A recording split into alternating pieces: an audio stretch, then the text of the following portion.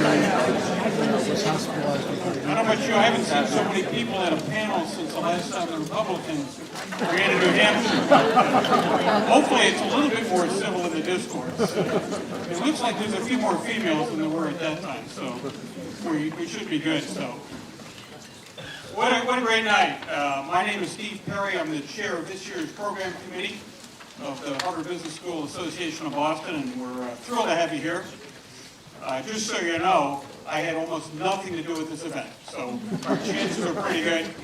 Really, the credit goes to Renee Fry and all of her team members, and let's give them a big round of applause.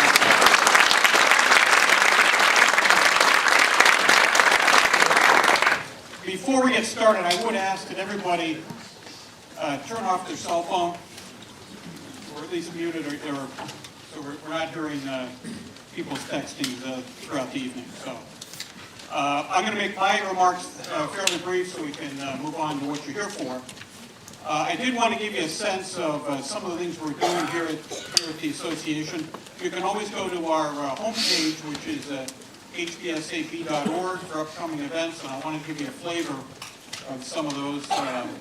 We're having our Night on the Town dinner, assuming they've adequately plowed in Newton, more specifically the Highlands at 51 Lincoln, and that'll be on March 23rd. So hope to see many of you there. Then on April 1st, and that's not a joke, we're having our 7th annual CEO panel. Is Mark Sadlowski in the audience? A big round of applause for Mark and Larry Galko, who have put that together. To give you an idea of the panel, we've got the CEOs from Keurig Coffee, Boston Children's Hospital, PGA of America, and what's the last one? Legal Seafood, thank you, yeah, Legal Seafood. I'm not sure he'll be bringing samples, we'll have to ask Roger. Then on the 9th of April, last year we had a very successful panel discussion on the business of the brain, and of course, we're easy on. We're bringing it back for a second time, and John O'Leary is heading that up. And we really have an all-star panel with Bill Salmon. Professor Salmon's going to be heading that up. And we're, let's see, I want to give you the right description. It's in concert with the Harvard Stem Cell Institute and the Harvard Neuro Discovery Center. However, I'm been assured by John, you don't have to have a biology degree to understand the talk. So just so you know. But we're going to be, that was funny. But we're going to talk about accelerated progress towards cures that deal with illnesses of the brain. Okay, so again, that's the 9th. And then on the 14th, we're having our Big Data 2, where we're talking about in verticals such as healthcare, financial services, and consumers, really how big data is really changing how businesses are really delivering their product and so forth. So that'll be in April. We got many, many more events, and we hope to see you at many of them. Of course, we don't run events without sponsors, and we've got some great ones. I think Raj Sharma in the audience. I saw Raj. Thanks so much for support with Sharma Group of Merrill Lynch. Thank you very much. Nixon Peabody. We have folks from Nixon. Thanks again, Nixon Peabody, one of America's top 100 law firms. And then Grant Thornton. Grant Thornton, I think we've got some folks here from Grant Thornton. So thank you, as well as Pam Lassiter of the Lassiter Consulting. So thanks to all of those folks. You know, it's interesting when we talk about aging, and well,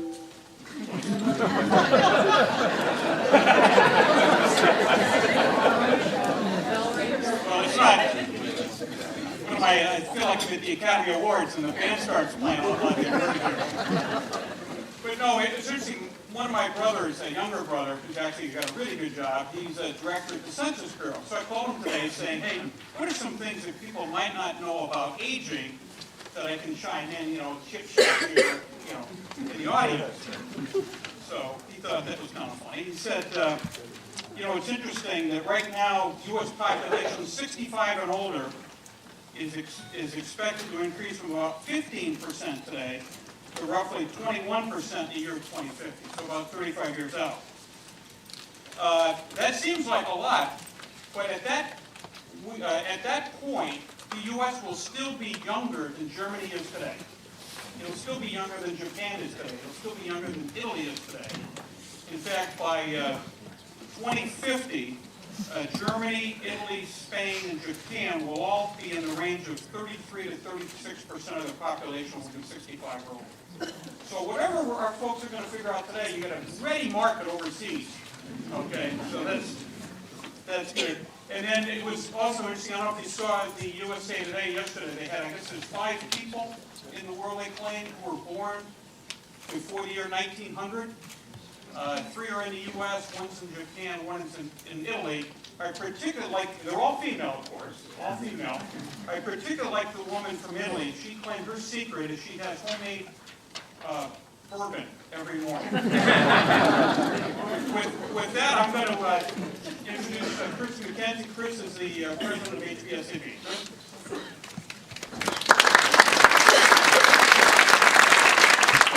My remarks are very brief. The reason I'm up here today is because each year, around this time of year, we do nominations for a board of governors. Board members who serve on the board of governors serve for 3 years. They help out in our various committees that operate the organization, all volunteers, all people who really want to share their experience, their talents with all of you to build a great organization. And so I want you all to think about if you or somebody you know would make a good governor for the organization. Somebody who volunteers their time and helps put on great events like this and the many other things we do in our organization. So please give it consideration. I think we have until the 15th now. Is that right? Renee chairs our nominating committee. And if you are inclined, please send us an email, or I'll be around. Renee will be around. Come chat with us. But please give it thought. Thank you very much. And now I'll introduce Renee.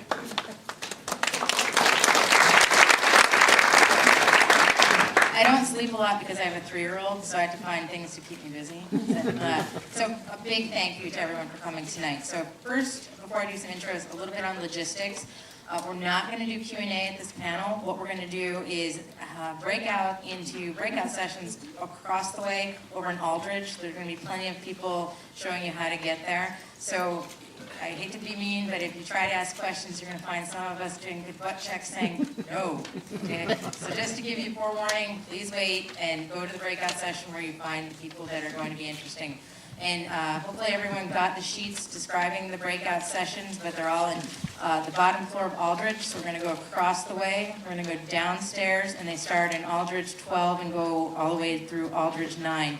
And real quick, just in case, Aldridge 12 is developing and investing in technology for the aging market, overseen by Dr. Coughlin. Aldridge 11 is employment strategies with the new caregiver workforce, and it's going to be moderated by David Rosenthal of Nixon Peabody. Aldridge 10 has how the aging market is creating new market opportunities, and that's with Ben Brandis from Grant Thornton moderating that. And Aldridge 9 from established companies, new approaches to the aging market. That's with Professor Hill. And so unfortunately, one of our folks couldn't make it. Which one, Jill? Cynthia Hutchinson unfortunately couldn't make it. She got stuck in an airport somewhere, so but we're grateful that she tried to come. So again, if you have any questions, catch one of us with one of these badges on with lots of stickers, and we'll help you. But again, we're really excited about this. So let me introduce Dr. Coughlin, and we are so lucky. How many of you have heard of Dr. Coughlin and his work before?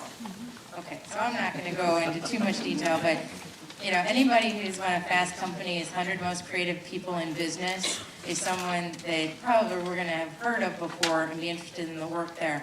But over at MIT, they're doing fantastic things every day. And one of the themes for us has been, everyone's talked a lot about the aging market, but it's finally become real. People are putting real money into it, real dollars, real energy, effort, people, and resources. So I'm not going to get into any more, but I have to tell you, thank you, Dr. Coughlin. We're very lucky to have you and all of our panelists as well. So thank you, and I'll leave this tape.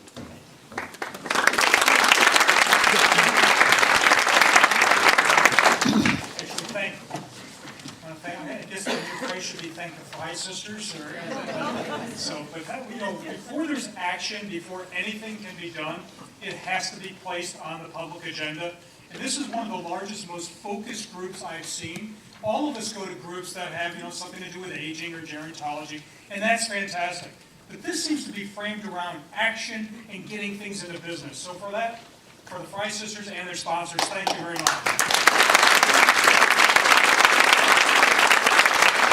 It is indeed a pleasure to be down at the art school up the river. I really appreciate being here tonight. Look, we only have about an hour, and we have an exceedingly august panel of people who are focused on this, that are doing real things, that are thought leaders in their own right. But for those of you who know me well, you will be shocked at a couple of things. One, there is no PowerPoint. And secondly, I will try to keep my remarks brief, because as the Bible says, blessed are the brief, they shall be called back. Look, I want to set this up a little bit. This is a conference, or symposium rather, about aging per se. I want to start to change the vernacular. Not only is setting the agenda important, getting the issue in front, but if we want to bring innovation to old age, we need to reinvent the language as much as anything else. We cannot create new products, new services, new policies for yesterday's definition of old. Ladies and gentlemen, the challenge today is not that we have an aging country, an aging world. In fact, as a footnote, the United States is the only nation, the only industrialized nation, that is still growing.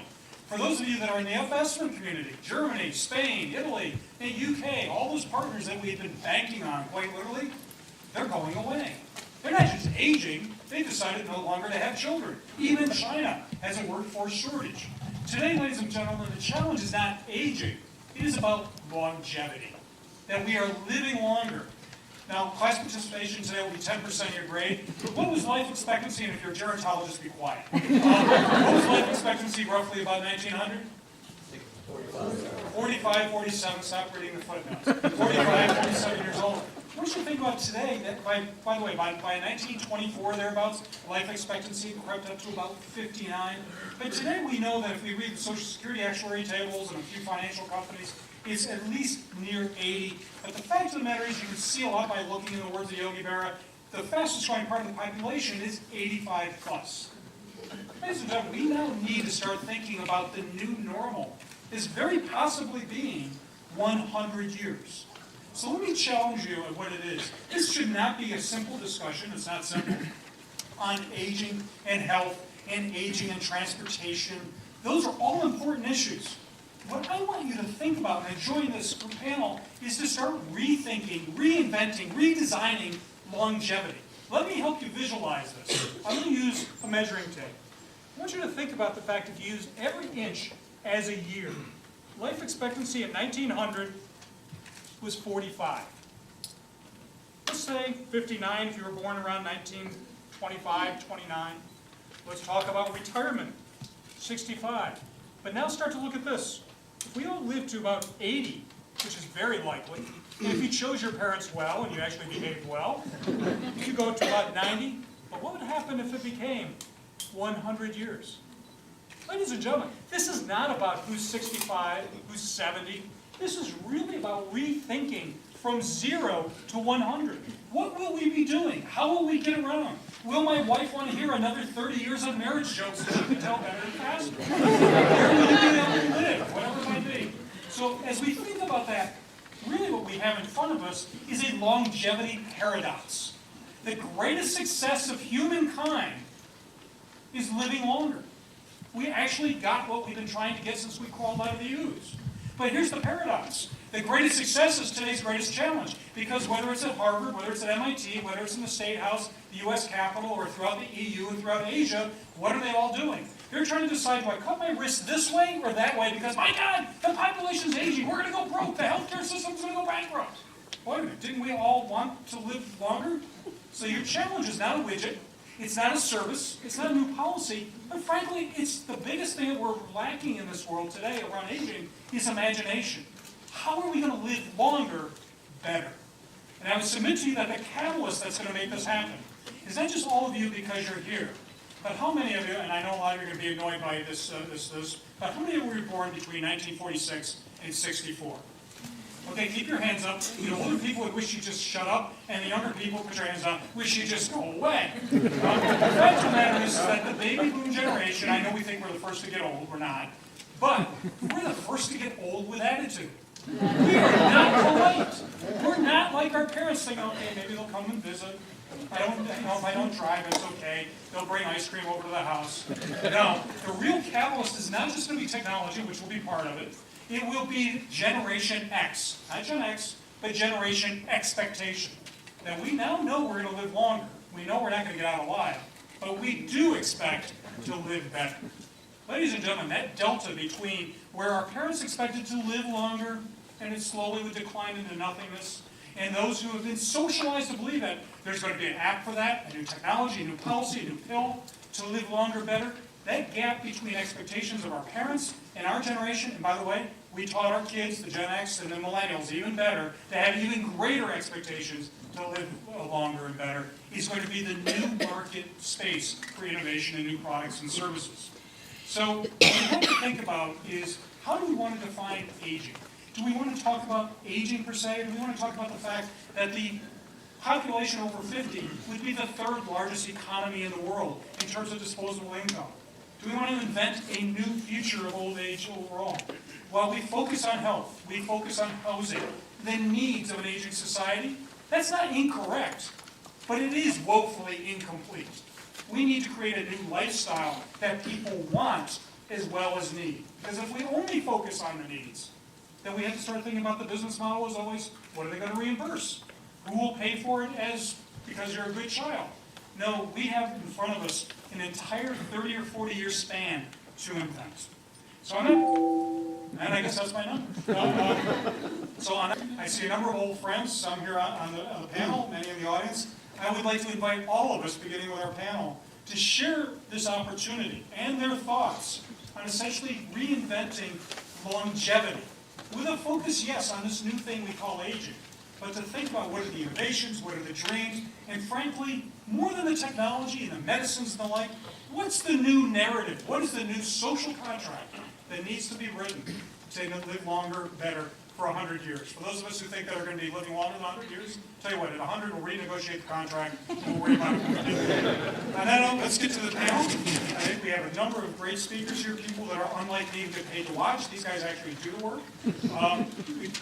I'd like to start, I'm going to go down in alphabetical order. I'm not going to do the bios, you can find them online on the web, but each of them are going to give us a 5-minute view in terms of where their perspective is overall in the aging marketplace and what they see as an opportunity. On that point, I'd like to start with Dr. Jane Barlow from CVS Health, and she's Associate Chief Medical Officer. Jane. Good. Well, I had no idea I was going first. That's what I get for marrying a bee.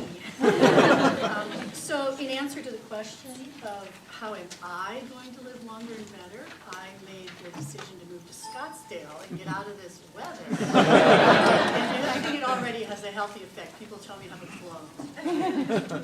So a little bit, I apologize, I'm probably starting on the other end of your lovely introduction, and I really want to focus a little bit around the caregivers.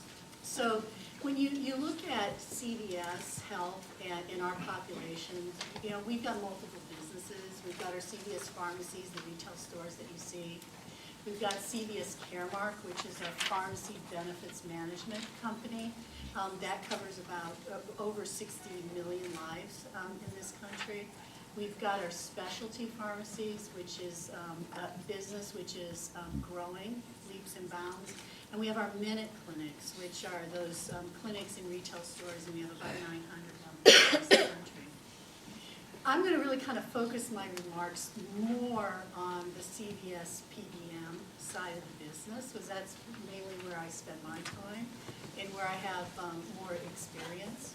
So when you look across that population, we have a couple million lives that actively, you know, are managed within our PBM. But we also have a Medicare plan that's over 4 million lives of our own that serves many elderly. And when you look at our populations across the board, we know today, and it's hard to know, but we know that we have at least 500,000 individuals that act as caregivers for patients. So lots of barriers to doing that in the PBM. You know, we have all those lovely HIPAA rules around privacy, across an enterprise as big as ours, and really, any enterprise, trying to take a document that's like a legal document made for paper, power of attorney, and get that into a system that allows for more free flow of information to people who are designated caregivers is really a lot tougher hurdle than you think it really should be. But we really want to focus on helping to improve the health of individuals as they age or have more longevity. And we want to help caregivers along the way to help support those people to make a meaningful difference in their lives. So if we look at sort of tools that we develop, these would support really any individuals with chronic medical conditions or dealing with medical conditions. But in particularly the caregiver, when we look at that population and we look at the literature and we do focus groups, we really find 3 areas of focus. And the focus area is really around, for caregivers, how can you save me time, right? And help me to do my job as a caregiver along with my day job or jobs, right? As, mothers and working members, and the majority of caregivers are women.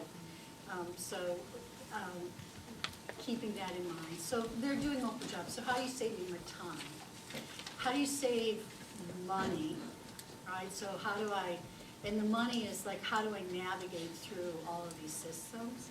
And then how do you help support me, right, in an empathetic way?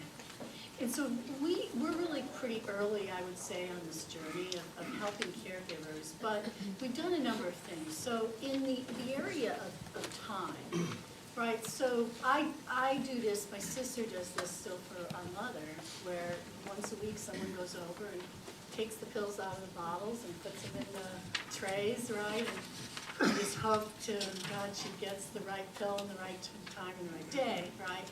But, that takes time. It takes someone going to do that. The interaction with her is probably more important than the pill business at this point. But from everything to sort of pill organizers, so how we can make it simpler. Like, our folks that have chronic medications could be taking, 12 and upwards of drugs. So think about the elderly person who generally fills their prescriptions in a retail pharmacy. So they get a 30-day supply. So they have 12 different drugs that might be at 12 different times that they refill. They're literally in the pharmacy every day. Now, we don't really mind that as long as they're buying other things, right? But it's not a great thing for adherence to the medications. And there's some good literature to support it. You sync up the meds to the 1 time a month. The patients understand it better. Caregivers understand it and can help manage a lot better. You get better adherence and less problems with the medications. So that's a time saver that makes sense, and actually it's a clinically good thing to do as well. So just an example, we have a lot of different pilots going on. Another's around multi-dose packaging. So I don't go to my mom's and put the pills in the tray. Basically, they come to her already packaged. This is what you take Monday morning. Here's what you take Monday night, and so on, right? And it's all prepackaged that way. Makes a lot of sense. So on the saving dollars, our healthcare system is very convoluted, and frankly, this applies whether you're aging, a caregiver, or just anybody. It's hard to figure out the benefits. It's hard to navigate through, what's the right drug? Could they take a less expensive drug? Is there a generic available? A lot of the different aspects that are very complicated, we can help them through. And we have pharmacists and we have other support staff that help counsel. And so the counseling is really available to anyone, but we're looking at how to focus those resources for caregivers. And then on that support side of the equation, it's really around how the pharmacists can help to educate and be a resource, and also how we, with our extensive network of patients, can connect people to other like-minded patients or caregivers. And so through, digital technology, we have ways to do that. But remember, where the average patient sees their primary care provider 2 to 4 times a year, they see their pharmacist many, many more times than that. So there's a certain intimacy with a pharmacist or an accessibility with a pharmacist that you don't necessarily have with your provider because of the barriers to talk to them versus walking in the store and picking up the phone. So we've sort of focused our initiatives around digital and how we can help support things like refill reminders, people, even when they're in our stores, being able to add the minute clinic that you don't have to stand there, you actually can get a page when it's like your time. Or you can leave and get a page, come back, because you're next up to be seen, and those sorts of things. So focusing on that, when I talked a little about the adherence initiatives to help support the patient and the caregiver. And then just that personal engagement that a pharmacist can give to an individual. And all of that sort of wrapped into a holistic view of the individual and by extension their caregiver. And so as we continue to build the accessibility for caregivers and the tools and support for caregivers, it really it becomes an extension for that primary patient that helps them, as we would say, on their path to better health.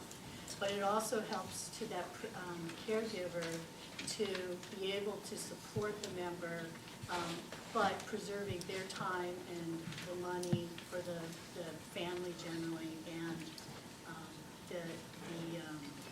providing all the social supports that are necessary along the way. So I'll stop there. Thank you very much, Dr. Merrill. And now I'd like to introduce Denise Brown, founder of caregiving.com. Hi, everyone. I'm just curious, is anyone currently caring for a family member? Could raise your hand. Okay. Has anyone cared for a family member in the past? Okay, I'm curious, those who said they did care for a family member in the past, would you do it again? Yeah. Okay, all right, so some of you will do it again. We're a nation of family caregivers. We care for our family, which is why we live long. We don't live long without help. And if you think of a family caregiver, they are your customer, and they love pharmacists, by the way. They are your customer and they are your employee. But what's interesting about that customer and your employee, you are interacting with them at the worst time of their life. And it's the worst time of their life that's not just a day or a week, it's years and sometimes decades. But then it ends, and it ends in such a way that you think, this was so profound and powerful, I can't believe how blessed I was to be the one to do this. So when you think about a family caregiver and how you can help them, you can help them by minimizing a battle, because it really is an experience of battles. You're battling the healthcare system. Sometimes you're battling other family members. You're battling your caree, and we use the term caree on my website for your care recipient. And I'll just tell you quickly how we started using that term. It used to be care recipient, and one of my members said, I'm caring for my mom and I love her dearly. It just seems odd to call her care recipient. I should also tell you why we use the term care recipient. Because sometimes you care for someone who is a family member but not your loved one, right? So you don't want to always say loved one. Because they're your family, but right, you don't know. So we're very respectful of any relationship. So we used to say the term care recipient, and then Donna, her mother, said, I love my mother, I can't call her my care recipient, can we think of another term? So we had a contest, and people submitted ideas, and then we voted, and Carrie was the one that we picked, and that was 5 years ago, and it's a term that's used on Twitter, on Facebook, not just on my website. So when you talk about the new language, it's possible for us to just reinvent language about caregiving and growing old and what it means for our family. Okay, so back to the battles. So it's the healthcare system, it's your family members, it's your caree to take the medicine, the pills, One of my members, she goes by the name Keep Passing the Open Windows, she would talk about the battle she had with her mother, for her mother to take her pills every day. And her mother would say, "You've poisoned my pills, you're giving me the wrong pills at the wrong time, you're giving me the wrong pills." It's a battle. And then you have the battles with yourself. Am I doing the right things? Am I doing them at the right time? Am I asking the right questions? Am I the one who's going to make the decision that's wrong?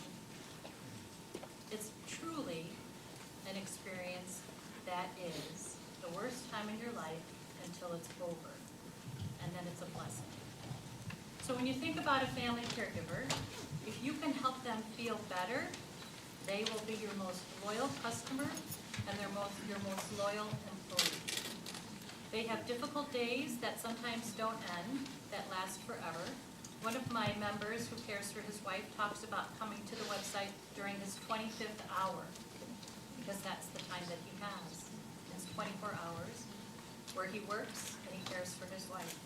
And he has little help except from the VA. He has some assistance through the VA. Because we're a nation of family caregivers, we are actually going to change our nation as family caregivers. And so if you have an understanding that family caregivers are the customers in your stores, they are the employees in your queue, you will be a booming employer, because you'll have the loyalty of the family caregiver. So what they want is for you to help them make their days easier, to help minimize a battle. And I also would add that they don't want you to add to their battles. So if you have a store that typically has long lines, they're going to have a temper tantrum in your store because they don't have time. If you have a lot of paperwork for them to fill out over and over, so if you think about going to the doctors and repeating a medical history, has anybody been in that situation where you repeat the medical? My dad has bladder cancer. He was diagnosed in 2004. Unfortunately, it just spread, so we've been seeing specialists, and we repeat the medical history every time. The other thing that's interesting, we just went to meet with the surgeon. The nurse interviewed my dad prior to the surgeon coming in, and she asked my dad, "Why are you here?" Which we couldn't figure out. Why would you ask why we're here? We were trying to think, is she trying to understand if he's cognitively impaired, if he has an awareness? But it was very odd. It was very odd, and yet that happens over and over and over in the healthcare system. And you wonder, why isn't the history just continuous? Why do we have to repeat these questions? So don't add to the battles. Make it easy for the family caregiver, and make it easy for them to feel successful. Because every day they've had at least one moment where they felt like utter failures in whatever it was they were doing. Either dispensing the pills, getting to work on time, being productive at work, or going home and serving dinner to a caree that said, "I don't like this, I don't want it." You can help them feel successful. Again, they will be your most loyal customers, your most loyal employees. We are a nation of family caregivers. And if you just think about everyone who raised their hands, you can see just in the room that we are. The other thing I will ask you to keep in mind is that we don't just care for one family member at a time anymore.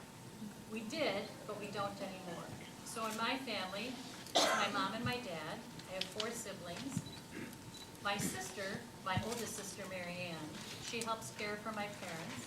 She cares for her in-laws, and she also helps care for her aunt and uncle who are in Phoenix and who are childless. So she has 6 carees. Is that right? Mm-hmm. Yeah, she has 6 carees, plus she also has a daughter who was diagnosed with chronic fatigue syndrome 4 years ago. So we don't just care for one, we care for many. And we worry, when are we going to drop the ball? I will also let you know that we, as family caregivers, live with death. Maybe it doesn't live in the same house, but it seems like it's down the street. It's turning the corner. And we feel that when our caree faces death, when death comes closer, it is because we did something wrong. A family caregiver has saved their caree's life over and over, either because they knew to take him room when the fever was too high, because they knew to ask a question when they went to the doctor's office, or because they provided these great meals, this wonderful accommodation, socialization, and love on the difficult days. They saved their Carrie's life over and over. And so that when the day comes, when they can't, they feel like, I did something wrong. If you can help minimize the regrets by sharing the success of all they did, you will have loyal customers, loyal employees. I'll just tell you one more story. So one of my bloggers cared for his partner. And I would often talk to this member, his name was Chris, about his denial because his partner was dying, but I could just see he couldn't get there. It was just the worst thing that was going to happen. And so when his partner was dying, his partner said, I want to go to hospice. He was on hospice, but he wanted to go to an inpatient hospice. So they made the arrangements. He arrived on a Monday night. Tuesday morning, he started actively dying. And Chris was beside himself. How could this happen? What did I do? What happened? What happened when I wasn't here? And finally, the hospice staff sat with him on Friday afternoon and said, it is because of your great and profound love that your partner has lived this long with cancer. But he cannot live any longer, and that's why he's dying. But your love kept him alive. And it was that which allowed Chris to say, okay, I get what's going on. It's not because I didn't. It's because the cancer does. So, just to remember, you can make a Family Caregivers Day easier. And when you do, again, you will have the most loyal employees and the most loyal customers. I'm glad I'm not the one following that. Dr. Gamble, Director of the Global Human Sciences Sustainability and founder of the Well Collaborative. Thank you, Dr. Coughlin. I'm delighted to be here with you tonight and share how Procter & Gamble, recognizing this profound demographic shift that was occurring several years back, took the very unique step as part of its open innovation R&D program to establish a completely separate enterprise focused on developing products and services for this aging consumer and this specific market opportunity. We call this the Live Well Collaborative. Now, the Live Well Collaborative is an ecosystem that is focused on ideation, design, development, nurturing ideas, and allowing them to move through the business and product development process so we strengthen and amplify business opportunities. So I'm going to allow you to peek under the tent and see how innovation and creativity in terms of a product development context really works. First, we'll talk in the breakout session more about the process itself. So I'm not going to spend any time on that here and now. We'll also talk about some of the unique insights that we've gleaned over years of doing this work that are specific to this consumer segment, this underserved consumer segment. At this point, I want to bring to life one important concept, and that is fundamentally, success in this space depends solely on a deep understanding of this consumer's unarticulated needs and wants. Not their articulated needs and wants, their unarticulated needs and wants. And at the Live Well Collaborative, we use an empathic, consumer-centered, design thinking approach to get at this. Specifically, we use psychographic and anthropometric techniques that are proprietary to the Live Well Collaborative to decode the fundamental drivers for behavior and understand habits and practices. Behavior, habits, and practices. What are the drivers? Once you understand that dynamic and you can weave these elements together, you increase dramatically your success when you're doing new product development or creating new services. Importantly, this is not about adaptation of existing product platforms or widgets or space or environment. This is fundamentally reinventing and innovating in a very co-creative way in a new area. Live Well Collaborative is set up as a partnership, a 501c6 nonprofit with the University of Cincinnati. It brings together faculty and students and product development staff, marketing teams, sales teams, consumer market knowledge teams from the corporation, puts them into an environment where they can co-create in a deep dive greenhouse kind of fashion. Over 16 weeks, they go from A to Z and create new products, concepts, and ideas. Actually prototyping these products, testing them with specific consumers in this age demographic, so you get a road test on that, and you understand whether there's going to be a possibility for success or not. We'll likely take you through a couple of different examples. What I want to be able to do right now is to show you an example of a typical project. I have a 90-second video that I'm going to try to orchestrate here. IT has given me extensive coaching on how to do this, so I'll try to go to the podium and start it. But as I do, let me give you a little bit of background. The example I'm going to show you is a project that we were doing with Boeing. Boeing is a member corporation. We now have a number of other like-minded corporate affiliates who have joined this collaborative to co-create. They happen to represent a multiple series of different industries, everything from fast-moving consumer goods to foods and nutrition, companies that specialize in that area, to transportation, to healthcare delivery, including some hospitals, and you'll see some of those examples later in the breakout session. But the fundamental thing that holds this together is the opportunity to think about this in an empathic, design, delivered kind of fashion. So Boeing, as we all know, is in the business of what? Airplanes. They build airframes and they make airplanes, and they sell them to different companies to fly them. That's their business model. They have looked at the transportation experience as being something much broader than that.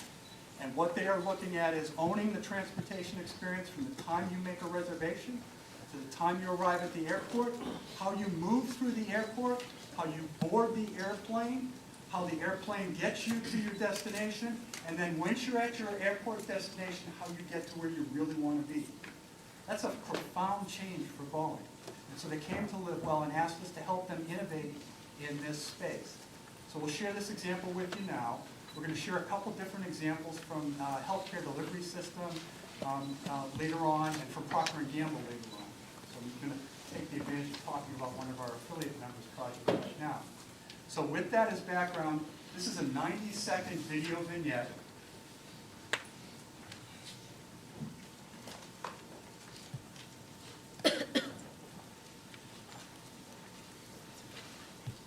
And you'll set this up. You're going to see the progress of consumer, in this case, an aged consumer, moving from the check-in point to the security clearance station, and then at the actual boarding at the gate. The grandfather, depicted in green here, was traveling with his granddaughter. They go to a check-in kiosk. They're allowed to go through personal check-in. They're allowed to check in their baggage. Then they get an e-pass that stays with them, and it's personalized. It can be part of their device, or it can be a bracelet for the granddaughter. That is actually a wayfinder, and that will stay with them and allow them to navigate through the airport as they go. As they approach the security clearance arena, they have the option of clearing security in a seated fashion. So they can sit down, stow their luggage, and then move through security with passive surveillance technology. This is all available today. They then move through security.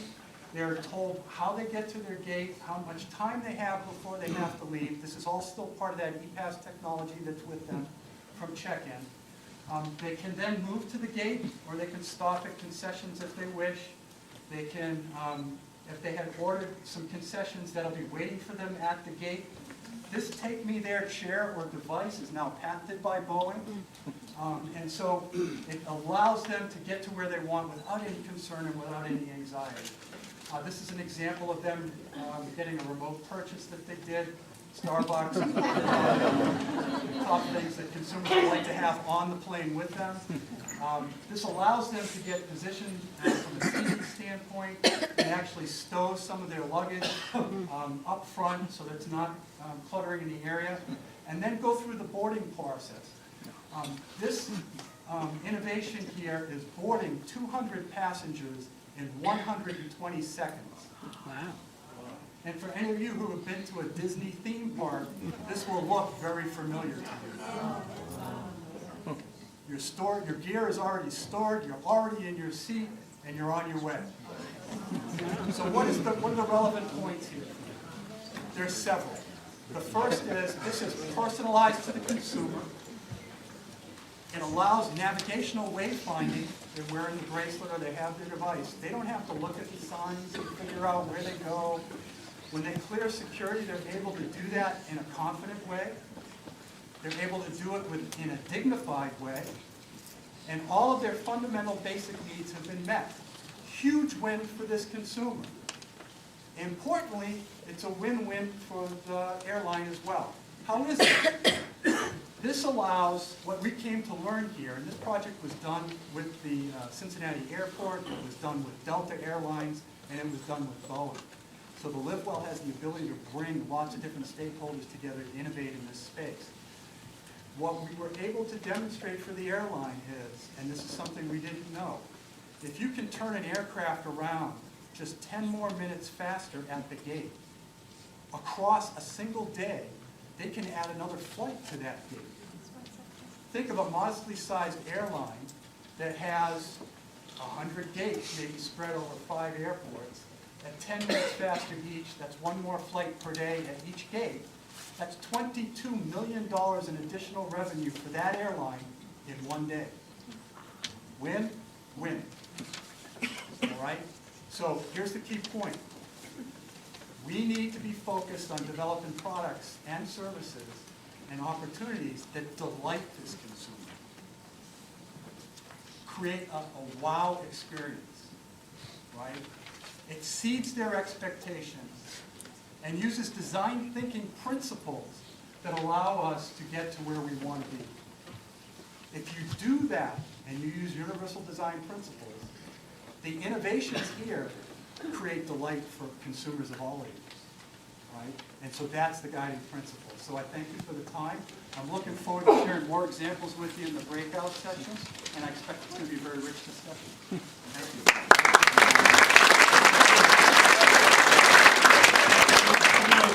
Founder of Making Care Easier. So I've been involved in elder care for about 15 years, and I started doing home care and hospice, and then I opened up an aging in place home remodeling business. But it wasn't until I actually became a caregiver that I realized how painful caregiving was and what solutions were available that weren't working. And that's how we actually developed Making Care Easier, because we really needed to find solutions so that I, as a long-distance caregiver, could be able to provide care. Unfortunately, at the time, there weren't any, so I had to pick up and move out to Boston. Now that I'm out here and we've had a chance to look at the industry itself, we looked at the fact that the solutions that are providing there aren't working, and they're really targeted towards the senior people, a market. And when we talk about seniors, nowadays the caregivers and the family caregivers aren't just helping, the 90-year-old parents. The caregiver, or that all-important baby boomer market, which everybody salivates at trying to reach. They realize the solutions need to be able to be adaptable for those the caregivers that are the senior baby boomers themselves who are still caring for their parents, as well as for the everyday family members. What we want to do is we wanted to provide solutions so that family members who are now more geographically dispersed than ever before can actually coordinate and collaborate together. So I'll stop talking with my hands. So they can actually coordinate, and most importantly, so that they can take action. Because nowadays the caregivers are spending about 20 hours providing care a week, and with that, they still have their own jobs. Many of them are still caring for their own children, and with all the extra additional burdens, they need help. Unfortunately, most of the responsibility falls to one individual caregiver. And what we wanted to do with making care easier is be able to share some of those responsibilities so that you can coordinate your calendar, so that if you find a product that you know your dad needs 3 packs of Depends a month, that you aren't the only person who has to assume those responsibilities. What we really wanted to do as a young company is take advantage of the new technologies and developing new technologies so we can really make the lives of those caregivers better. Caregiving itself is extremely expensive. Families are spending $25,000 a year out of their own pocket providing care. And care comes in the form of not only paying for Dad's Depends, but it's driving him around. It's making sure he has his food. It's making sure that you have your prescriptions and he has his everyday needs. And what we wanted to do is be able to take and share that burden amongst the family and amongst the people who are willing to help out. When we looked at the market itself, we realized that the solutions of the past were actually, targeting both, the market as an extension of the child care market, which it isn't, or it's really trying to provide solutions for seniors that are so old and not boomers. What we wanted to do is really, tap into providing solutions that make caregiving easier, so that 4.6 years that caregiver is providing care for their family members, we're able to monetize our relationship with that user and provide them with action tools so that they can have solutions to make caregiving easier throughout the entire time that they're caring for their mom and dad. And what we really wanted to target is the fact that the money is with the people providing the care, it's not for the seniors themselves.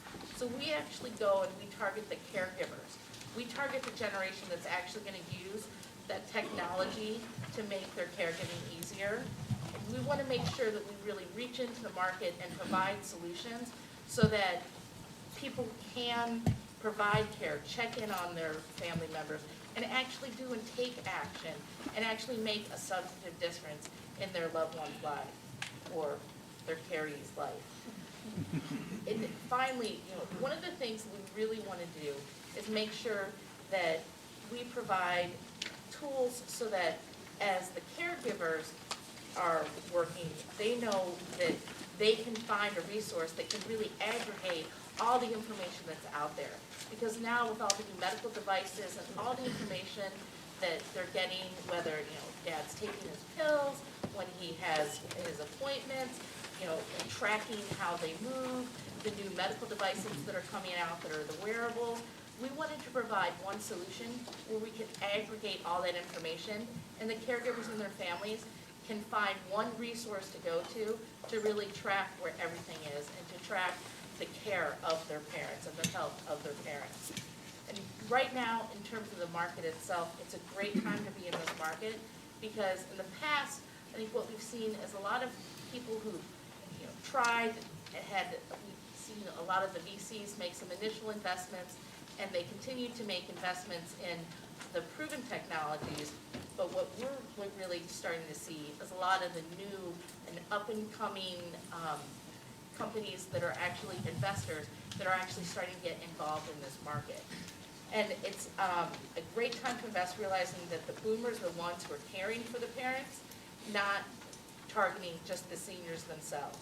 And we're aggregating the spend or helping the caregivers to save time and money, like Dr. Barlow had mentioned, because the pain point, the pain involved in caregiving is real and dramatic.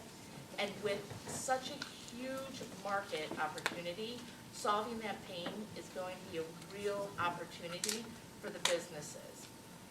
What we're very excited about, at least with planning this conference, is finding and developing resources for the businesses who are trying to be successful in reaching this market. Because a lot of people have gone out and a lot of companies have gone out, tried to reach the senior market and not done so successfully.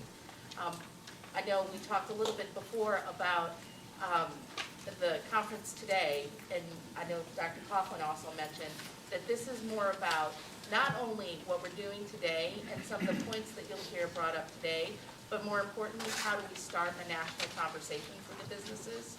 And so one of the things that HBSAB did was help develop a website called ouragingmarket.com that actually has resources for businesses to share. And I would encourage you all to go online, check it out, and share stories that you know of businesses, things that are working, and ask questions and really get involved, because not until we all can actually find solutions and share what's working are we really going to effectively reach this market. Thank you very much, Julie. Next is Ping Hao, Board President of FCA and caregiving.org. Hi, everybody. Thanks to Renee and Julie for your leadership on this event. So as a graduate from HBS, I'm going to kind of get down to hard facts pretty quickly and outline some of the things that Dr. Coughlin mentioned, which is to reinvent longevity. Why should we invest in that? We certainly know the market is big. I don't think anyone's quantified how large the economic value is out there if we do develop products and services that are useful.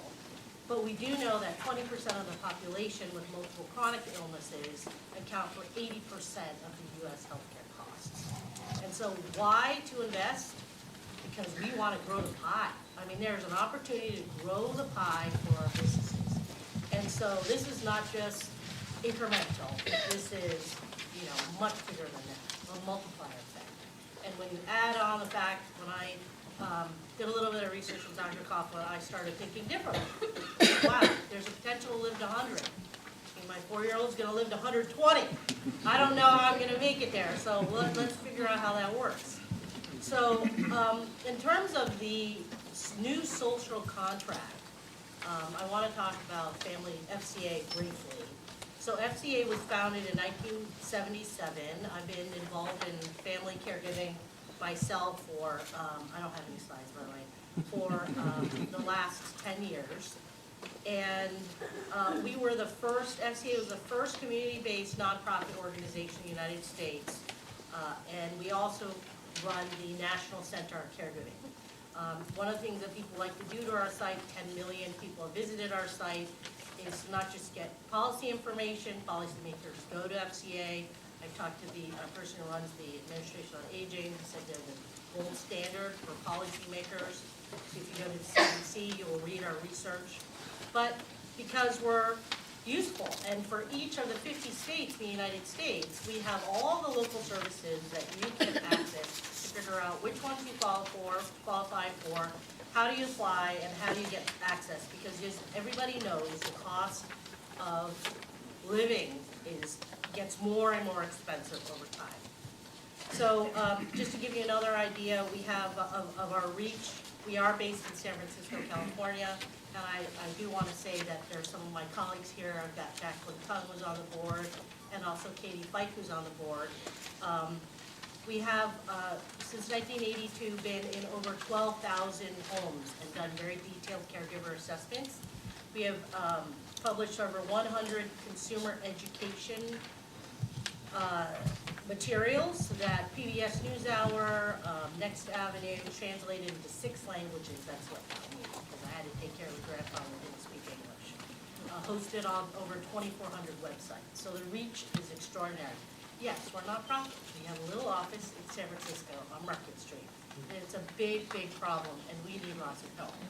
So what are we seeing? I want to tell you what we're seeing and how I kind of would shape this, because I've been going to some of our colleagues run the baby boomer ventures and summits for the last 10 years, and my own personal observations of those. Well, what I'm seeing is that there are new business models that are needed to grow the pie. And the way that we're approaching product development and channels is not sufficient. And what those new models look like, I can give you an idea of what the problem is. If we understand what the opportunity and the problem is, then maybe we could try to solve it. So let me paint that a little bit more. First of all, you have multi-players here in this market, right? you have Medicare, Medi-Cal, you get CMS paying for a lot of the load. You've got the primary consumer taking it out of their expenses, and you've got the families paying for a lot of it. You've got, it's multi-generational, okay? And different parts of the family, in terms of family caregiver, make different decisions, whether they be medical, financial, or emotional. They can all be multiple different types of people. And there's emotional issues. I don't know if you recently saw the Time article by Stephen Brill, but he was the guy who wrote an article about the charge master. He wrote this follow-up article about what he learned from his $190,000 surgery. And when he said he had open heart, procedure, that some of you may recall, that he was like, I'm willing to pay whatever they charge me because I've got my family around me and I just want to live through this. So his thinking changed. So I encourage you to read that and see if you agree or disagree. But those are all different aspects of this problem that we're trying to reach, and there's an incredible amount of innovation in terms of capability, but also in terms of modeling it appropriately. I do want to say that through the partnerships that FCA's had with some large companies that are, some of them are on this panel, that those that dabble and hope to see fast return will fail. Those that are committed to evaluate and create new approaches will have a chance.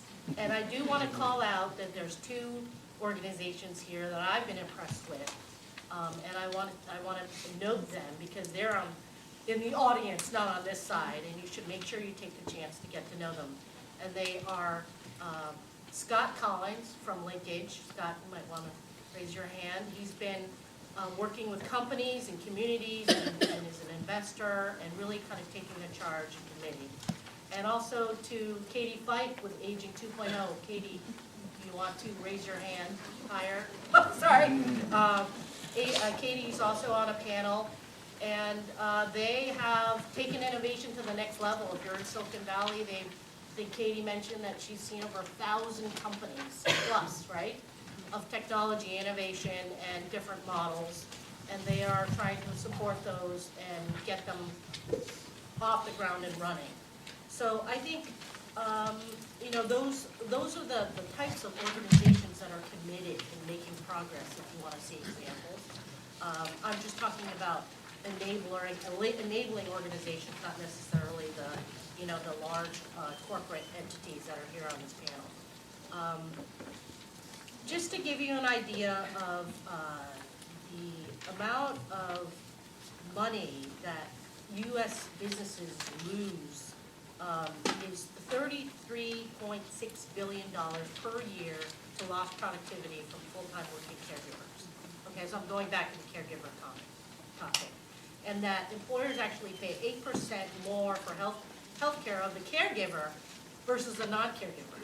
So if you actually look across, there's lots of different ways in which we can not only develop new capabilities for the caree, but you also take it to the next level and help the family caregiver, because they're really the driving force.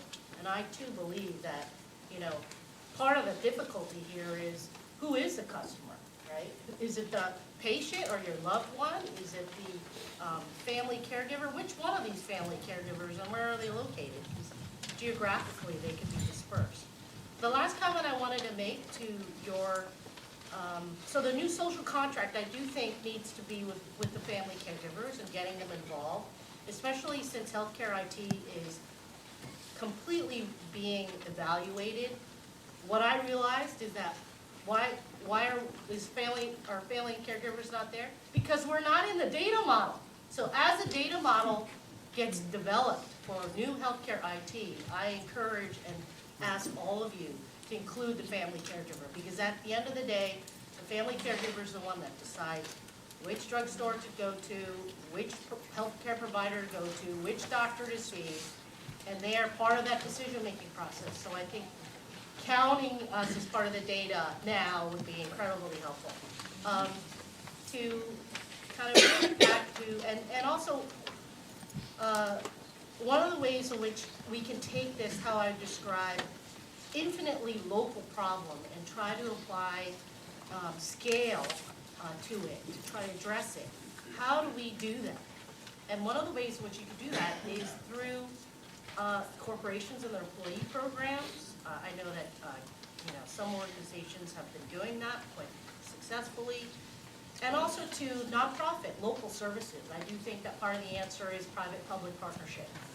And so the last thing is imagining this 100-year-old life. How I looked at it is, how would I like to live it, and how are, is this college-educated, group of people entering the state going to live it. And what I walked away with is, I want the world to come to me. I'm not going to be able to always go to the world for everything, but using, everything that we've got, bring the world to me. And there are a lot of really interesting proactive technologies that we can even think of as a group here, that the technology is there, but if we have the right mindset, I think we'll get it. Aging, there's got to be an app for that. Thank you.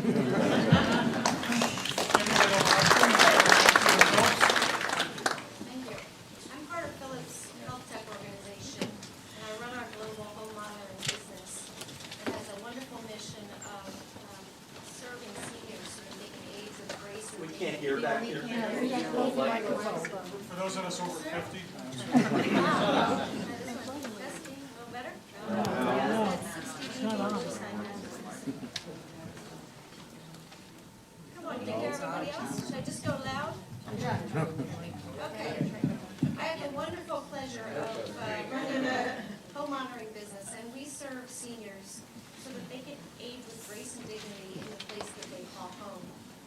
And it's with this, the chart is up there, you'll see a lot of the common themes of what others have talked about, but I'll try to gloss over the things that have already been said and focus in on some of the key areas. First of all, globally, there's 650 million seniors that are 65 plus, and that is expected to grow. We talked about the segment getting significantly bigger to 2 billion by 2050. The dynamics and characteristics are changing because it's baby boomers. So every 7 seconds, one of us is having a birthday and is actually then becoming a senior. The baby boomer looks and feels and their attitudes are very different than the seniors that have come before them. And with increasing the segment size and increasing the life expectancy comes increases in a few things we've heard about already. Comes increases in chronic conditions, increases in medication, increases in injury resulting from things like falls, and things like medication non-adherence, cognitive decline, vision, hearing issues. And these issues become huge in terms of the costs and the cost implications for our country and around the world. And the chronic conditions, as you're living longer, 63% of Medicaid beneficiaries actually have 3 or more chronic conditions, not just one. And as you have more chronic conditions, all those things I talked about get harder and harder to deal with. So you might take 2 meds a day, but we have seniors, as we heard, can take up to 15 medications a day. And they forget to take them. They're confused about when to take them, what to take them with, interactions, and there are pretty significant costs and life consequences to the tune of 200,000 inadvertent deaths due to medication non-adherence today. And additionally, when you're a senior, the increase of falling is higher and higher. And as you have more chronic conditions, the rate of having a serious fall also increases. So 1 in 3 seniors will fall every year. And what you don't realize is more seniors were treated in an emergency room than there were people treated in an emergency room for a car accident. So you don't really think about it that way, but you think so much about the likelihood of being in a car accident. Well, when we think about the senior population, there is the likelihood that they will fall. And it increases with those chronic conditions. And if you fall and you don't get the help you need in the time in which you need it, complications set in. Costs go up and people can die. If you get the help within an hour, the likelihood of death is not too bad. It triples if you don't get the time you need. So how can we have seniors live with age, with grace and dignity in a place they call home? We need to have capabilities like that help with medication adherence. We need to have capabilities that help with detecting, preventing, and alerting and dealing with falls in a timely way. We talked about the caregivers already, so I won't go there, but I think some of the statistics just shocked me as I learned more and more about this, that 82% of caregivers are involved in supporting the activities of daily living for their seniors. And that can be not only very expensive, but our customer base reports that they spend 5 to 20 hours a week supporting their loved one. And that's in addition to all the other pressures that they have. And yet, in this day and age, and it's digital, they don't have the kind of support and capabilities that they need. So what's another factor that's going to drive the transformation and why we're so excited? Well, healthcare reform is something that is here and now, and it's evolving. And it's for a core reason of the costs are unsustainable. 17% of the U.S. GDP is spent on healthcare, more than any other country around the world. Without better outcomes, without better life expectancy. So we are spending more of our money in the healthcare area without a benefit.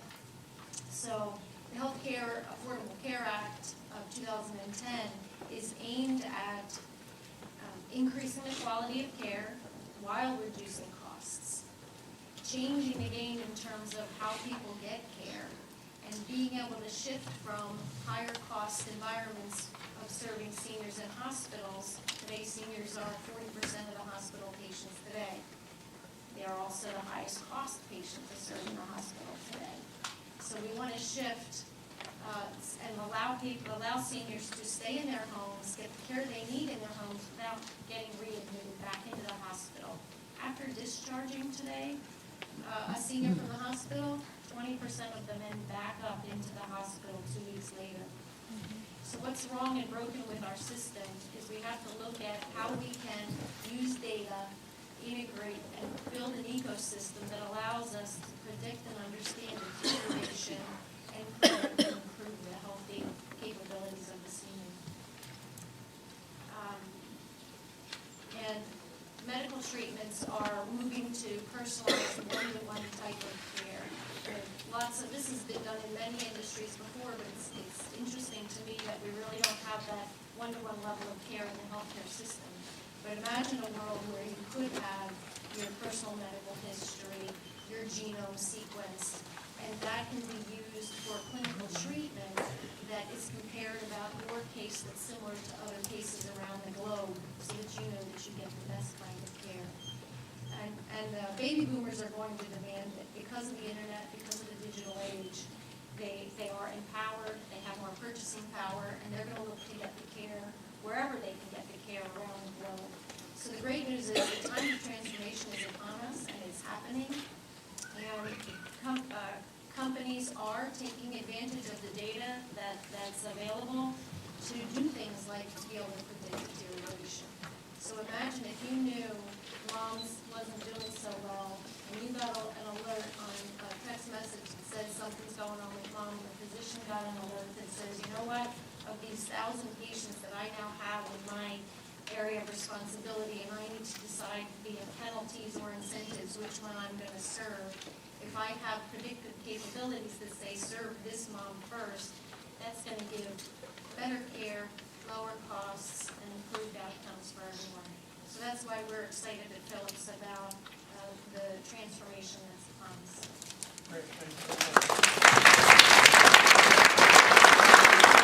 Next, it's a pleasure to introduce a old faculty at the old friend, Jody Olszewski. We've known each other, worked with each other for 20 years.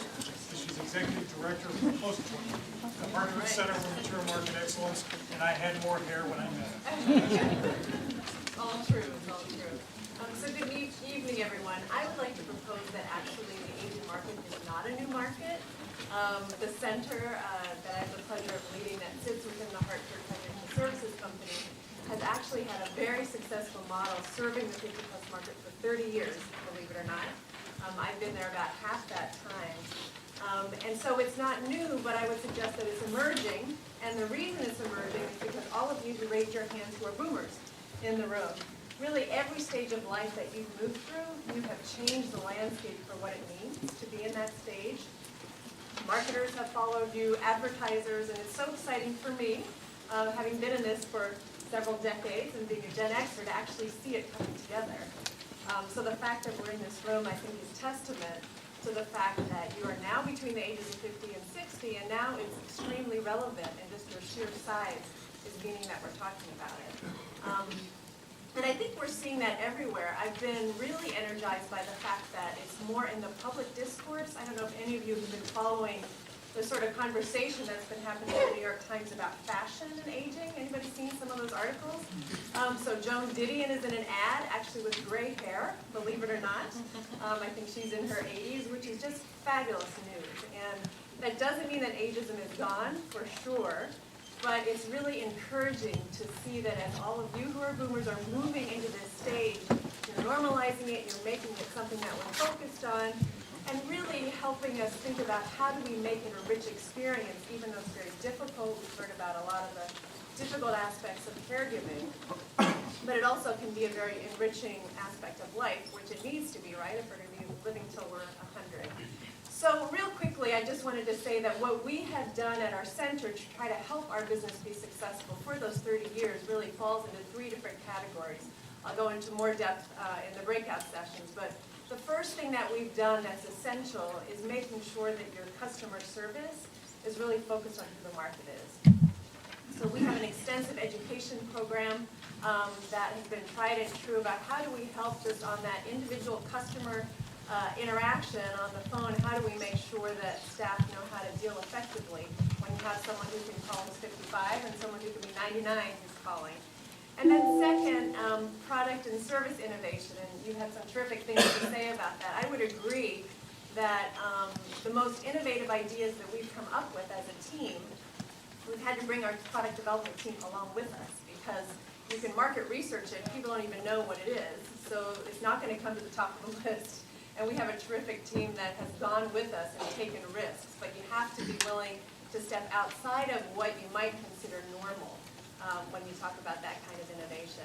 And then lastly, we've had the pleasure of having a 15-year partnership with Joe at the MIT Age Lab, where our focus is really on jointly conducting credible academic research, but not just keeping it in the journals, actually translating it to a consumer-based information and education that can actually help people make difficult decisions. So everything from aging and driving to how do you redesign your home so you can stay there. Those are the things that we focused on. So I think it's a very exciting time. I'm really thrilled that there's this many people interested in this subject. I think that the opportunity for innovation and creativity is just enormous, and I'm looking forward to hearing and seeing all the great ideas come out of here. Great, thank you. Kathy Sykes, Senior Advisor for Aging and Sustainability from EPA. Kathy? Hi, I'm here from the government, and I'm here to help. You probably wonder why the government, or EPA, is involved in aging. Anybody wonder about that? Well, our mission actually is to protect public health and the environment. And we actually have laws written by Congress that actually even require us to take care of the most vulnerable. And many people have recognized children as a very vulnerable population. But indeed, those of you who know physiology and the changes in how we bounce back after we fall, it takes a lot longer when we're older. So some of the physiological changes make us much more susceptible to environmental health hazards. Another thing that's happened is a lot of us have been around for a long time, right? And we've lived in an environment that may have not been so healthy. It may be within the 4 walls of where we reside, or in the mine where we used to work. Or it could be that we've been stuck in place, in a really unhealthy place next to where they have a mercury battery making plant that is very unhealthy. So where we live matters, place matters. And one of the things that we've been working on at EPA, in addition to raising awareness, and we have a series of fact sheets about environmental health hazards that can affect chronic conditions that are intended for caregivers, but they could just as well be in any employer's office sharing with their employees, whether it's getting ready for retirement or getting ready to care for the people that they love, because many of us do start taking care of our elders as we're still in the workforce, and many of us want to remain in the workforce as long as we can.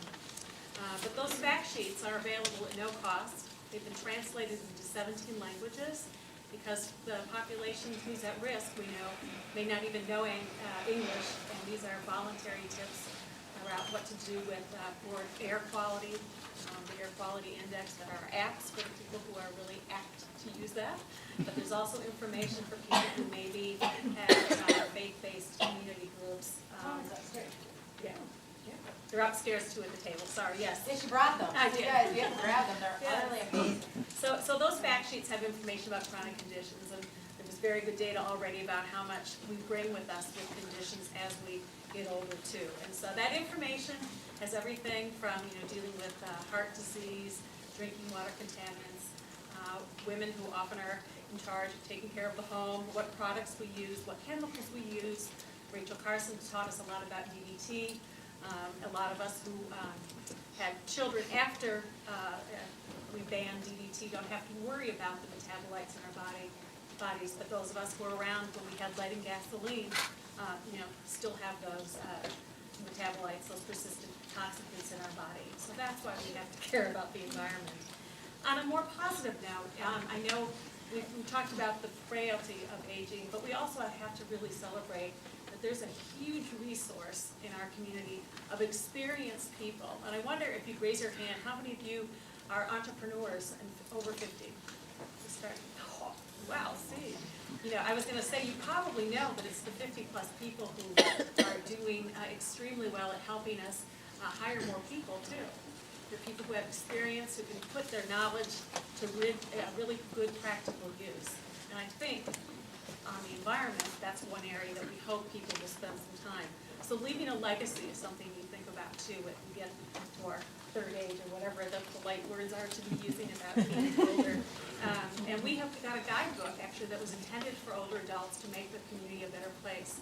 I love the challenges that you talked about in the airport, and I can't tell you how many times where my parents can't travel. I'm actually getting married in June, and I'm going to where she can be, so she doesn't have to move, because that's what you got to do. But think about when you have arrived at that beautiful place that you're traveling to, and how is the community to get around? How many of you have problems, they've got the ADA curbs, but then the sidewalks aren't connected. And you've got streets that are zipping by with all the cars going during rush hour, and all you want to do is cross the street to go to the pharmacist at CVS. And you've got 15 seconds to do it. And I live in Washington, D.C., we're doing better, but there's a heck of a lot more that we can engineer into our environment.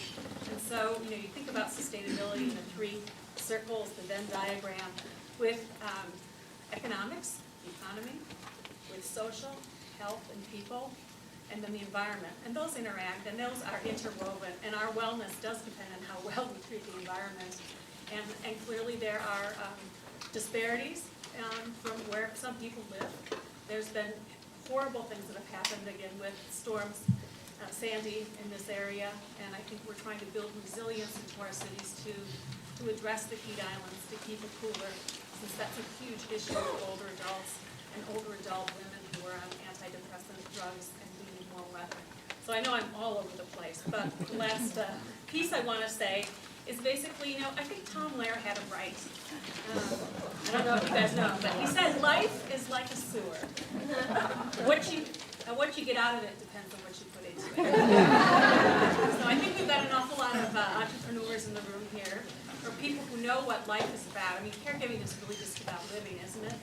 And living in community, living with partners. And there's also many of us, we've talked a little bit about that dependency ratio, who don't have kids. We're going to rely on our nieces and nephews.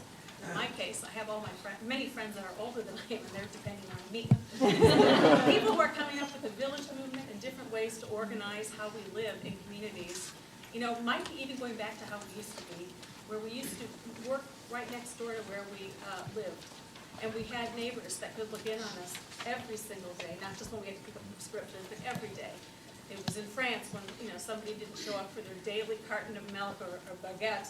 when people knew during the heat problem that somebody needs to go check on that person right away. And we know during the extreme heat event, my last word, in Chicago, the people who died had a 10-fold higher rate in 2 adjacent zip codes were ones where people were afraid to go out of their home, where they're prisoners in their home. So we have to really, worry about, I would say, something that Martin Luther King would have said, and that, injustice in the environment for some is injustice for all. And pollution doesn't recognize boundaries. Thank you.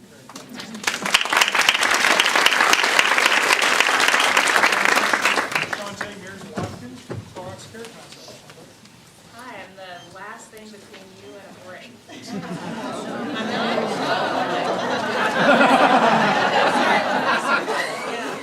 The burden's then on you then. And we thank you. I will still, looking forward to talking to you guys today. So, at Clorox, we're students of consumer behavior.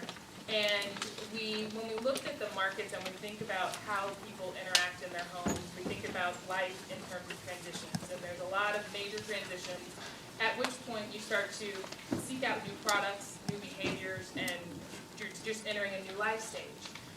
And some of those may be commonly you think about establishing a new household, maybe moving to your first apartment for the first time and you're learning how to clean. Maybe having a baby is another one where you're seeking out new products, new information.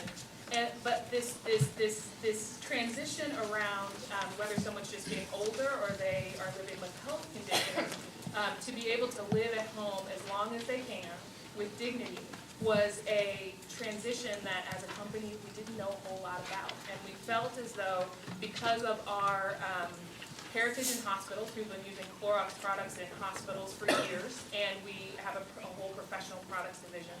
We worked with a lot of healthcare professionals to help to bring additional knowledge into our group.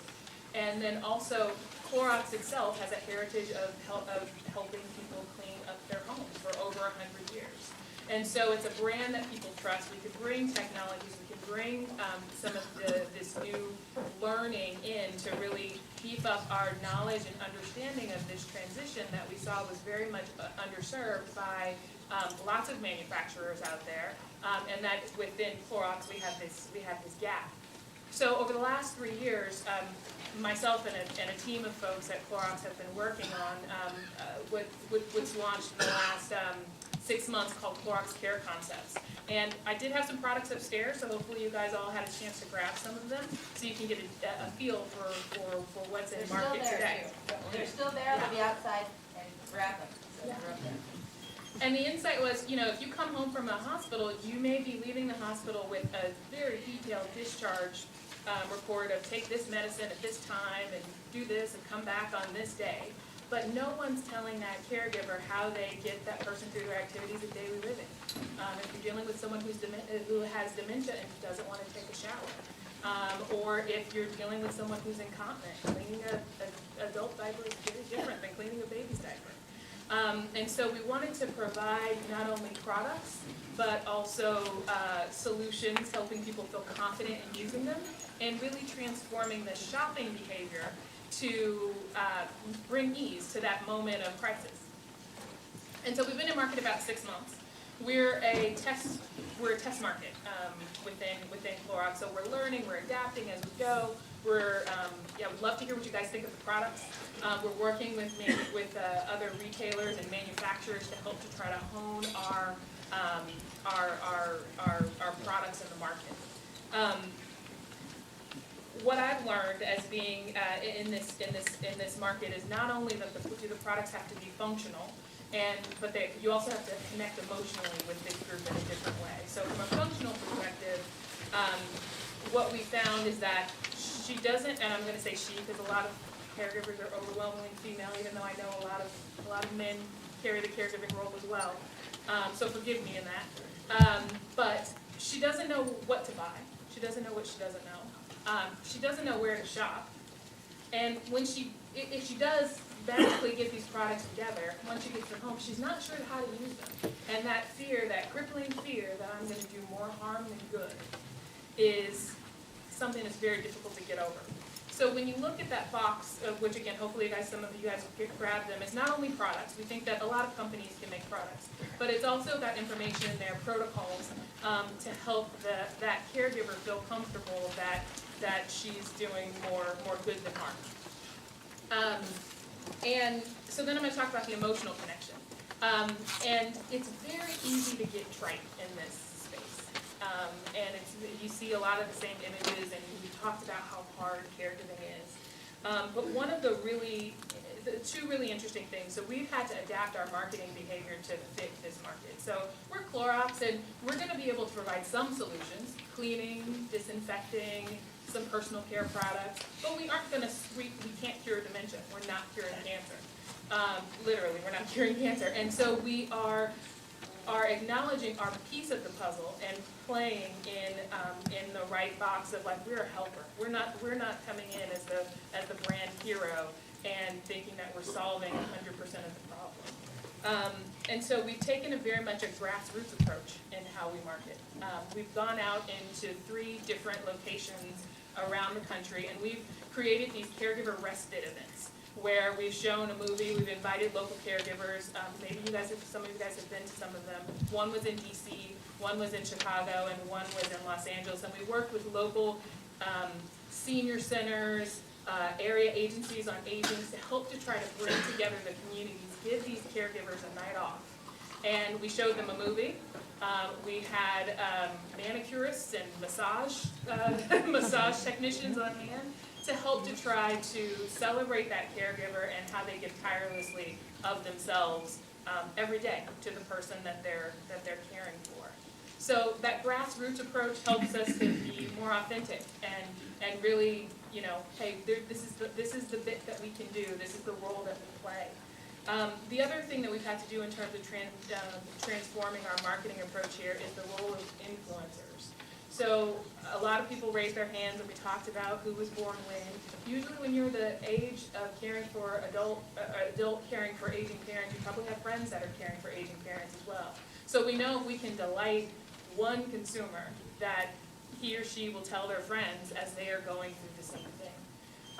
There's also a web of influencers, of professional influencers, as you know, the doctors, the gerontologists, the pharmacists, all of these guys. So how do we help to give her signposts along the way as she's in that transition from hospital to home so that we're intercepting her, we're giving her the information that she needs.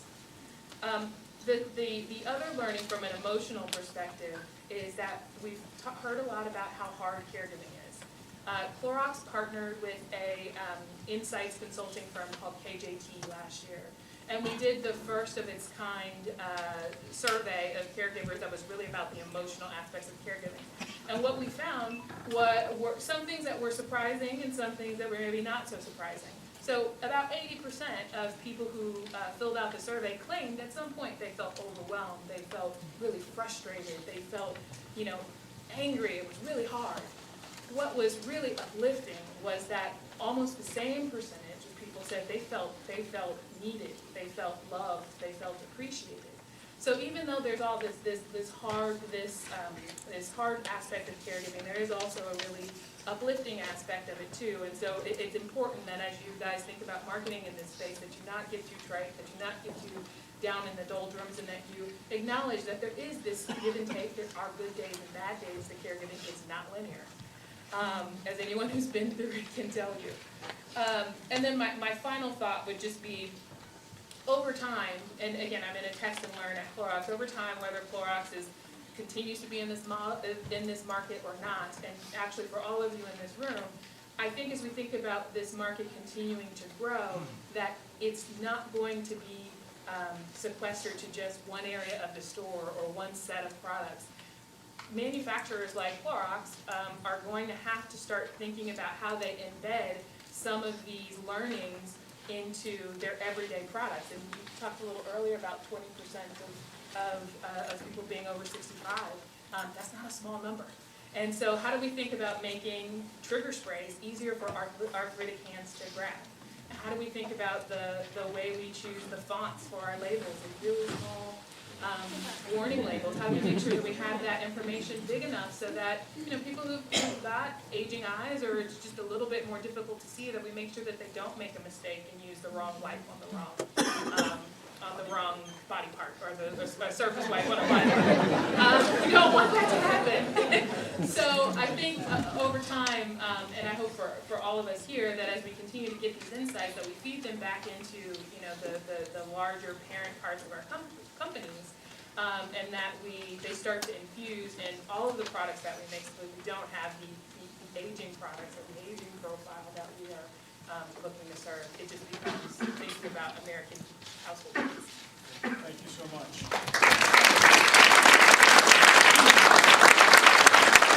Last but certainly not least, Professor Linda Hill from the Harvard Business School. No, I am Lisa. I'm an observer. As was described. I am not, although I am always made very aware of my aging, because I am a professor, so they do stay the same way. They get younger, I get older, as far as I can tell. I was saying the other day, this is actually my 30th year of being a professor here at the school, so it's first class when they're at their 25th reunion. But I presume I've been invited because I don't actually study this particular market. But I think it's because Renee was just kind. She was in one of my classes. But anyway, one of the things I study is really what it takes to build an organization that can innovate time and again. And so I gather I'm here in part because a lot of what we need to do is innovate and build organizations that can do that. And I believe I'm probably on the established company piece of the puzzle, because there's an assumption that established companies that aren't already addressing this market segment have some work to do if they're going to be prepared to do that, both with regard to leading change and leading innovation. A couple of thoughts, and they're really, I don't want to take up the time because I want to focus on the markets that we're talking about here, but it is interesting because I do get asked a lot more about millennials in my own wandering world in interesting ways. Although the only time I've actually been asked to help an organization think about innovation for the market segment we're talking about, China is one that's kind of interesting because people are very aware of the aging issue there, that there's very few people to take care of the older population. The other time it comes up, which is interesting, is companies, more established companies that aren't already focused on this market, have begun to focus, for instance, interestingly enough, on disability. So I can think of a company I was working with. Apparently China is being pretty outspoken about the fact that you have to develop a certain amount of your products and services to deal with disabled, because they have a fairly large number of disabled people. So this is government helping with this. So if you want to do business there, you've got to think about the disabled. Some of the multinationals I've run into have ended up deciding that's been a very worthwhile investment. They've been angry because we tend not to like regulation in business, because that's a stance that many business people take. But because they've had to meet that regulation, they discovered that when they develop products that meet the needs of the disabled, they're actually beginning to address this larger market of people whose eyes are not so good anymore, hearing, etc. So that's been an interesting space where I've actually seen this market segment come up, and they thought about it because they've actually been trying to respond to regulation. And interestingly enough, none of the companies in China, because I don't know exactly how that regulation reads. But the other thing I just wanted to say that I believe the opening comments were about was what we looked at is, as it turns out, we're very siloed in the academy. And the people who study innovation are quite separate from the people who study leadership. So when one of our former deans asked me, in my capacity as the chair of the Leadership Initiative, to think about how do we prepare the MBAs and executives who come here to be better at building organizations that can innovate time and again, I discovered I couldn't find an answer in the library. So I had to go out and do some of this research myself, and I became very, very interested in the question. So it turns out that organizations that can innovate time and again, the people who lead them think about leadership a little differently than we thought. Won't go there too much. But they do build organizations that have a culture and a certain set of capabilities. And if I think about, and we have some specifics about that, but if I think about the comments that I've heard here, in terms of the culture you see in these organizations, one thing is you see that these organizations really value bold ambition. I don't even know if that's the best word for it. But they don't focus on what we refer to as performance gaps, they focus on opportunity gaps. So when they're thinking about a market, they get people to not think about just where are we and where we should be, but rather where are we and where we could be. So I think this reframing of living long, living better as opposed to aging is a part of thinking about the opportunity. And I just went to a really brilliant conversation day that someone came who worked at DARPA and talked about why DARPA was able to be so innovative over time. And what she talked about is we only looked at opportunity gaps. Big time things are really worth it. So if you're going to bother, then define this in the broadest sense, in the most aspirational sense, as we've been told by many of you here. So that it is true that you rarely get breakthrough innovation unless you're doing that. The second thing that strikes me is this whole process of the capabilities, what we saw and see, no matter what the industry, Islamic banking is in Dubai, Pixar, parts of Google, etc., that what these organizations understand is that innovation is a co-creation process. So you do need to co-create, you need to understand whoever it is you're trying to serve. If you really want to innovate, you need to put them into the story and learn how to co-create with them. These organizations have that capability, and you all are describing, don't just, maybe it's the person, obviously, who is the customer, but who do you need to co-create with if I listen to who you're working with. And the work I'm doing at the moment is really on how you lead innovative ecosystems, because what I'm also hearing here is that to really address even the problems, where we should be, nonetheless where we could be, requires a more ecosystem approach. And so understanding how we build those ecosystems efficiently, effectively, is another piece of the puzzle. So those are the thoughts that I've had as I've sat here and thought, thank goodness I'm getting old now, or older now, as opposed to, a little earlier, because you all are going to work on this, and I always can count on Harvard MBAs and their friends to solve things before, by the time I need it really, you need to get this stuff done. Right? So thank you for letting me be here. I've enjoyed it very much, and I think you can see a wonderful panel who will actually help us understand a lot of things.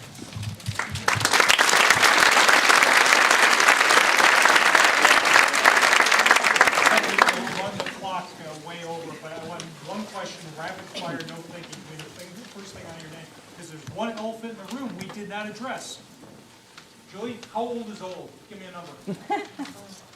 85. Dr. Barlow. Relative. It's cheated. 85. 85. Kimberly. 100. Miss 95. Kathy. 120. 75. It's a state of mind. Well, a lot of politicians here. 95. 95. 100. 100. I want you to think about the fact that we always talk about them. This is the only market in the world where, with any luck, you will be part of it. Thank you very much.